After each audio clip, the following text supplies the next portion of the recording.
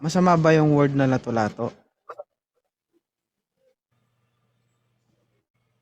Depende kung mamasamain mo o hindi.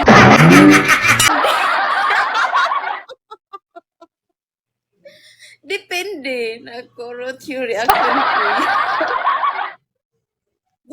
Gusto ko anuin to. Ibaliktad yung tanong. Kung laruan ako, ano ako? Kung laruan ka, ano ka at bakit? Be sure ka, tinanong mo yan ha. Bakit? Laruan. Laruan nga. Napahingin ka. Gusto, Natin yung hindi tanong. okay lang, kaya ko yan. Gusto mo gawin nating extraordinary yung sagot eh. So, kung laruan ka, ano ka at bakit?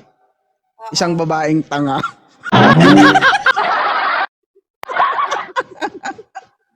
Yawa ka.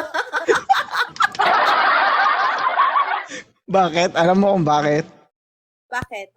Anong tingin nyo sa mga lalaking nanluloko? Di ba tingin nyo sa sarili nyo, laruan lang kayo?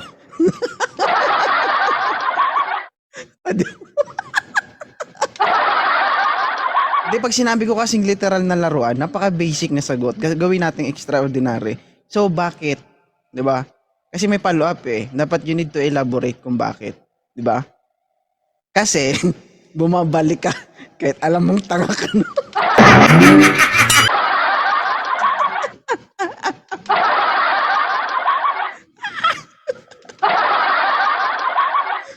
Magtatanong ka ba?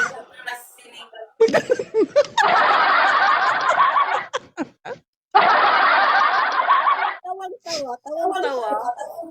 Ay, at least, di ba? Na-elaborate ko ng maayos.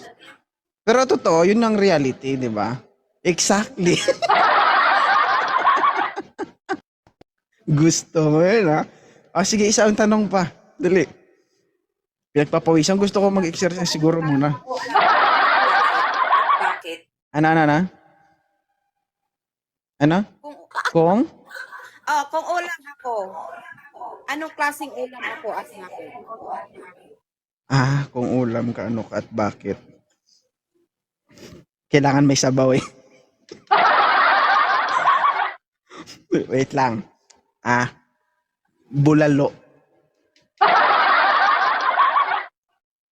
Alam mo kung bakit?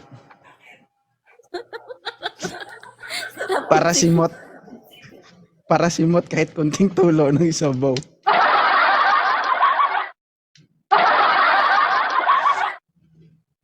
Ano? Ano pa? Wala na. Baba na ako, baba. Hindi mo na kaya. Okay. Baba ka na? Baba na ako, baka may gusto pang umakyat. Sige. Bye-bye, Jane. Thank you po.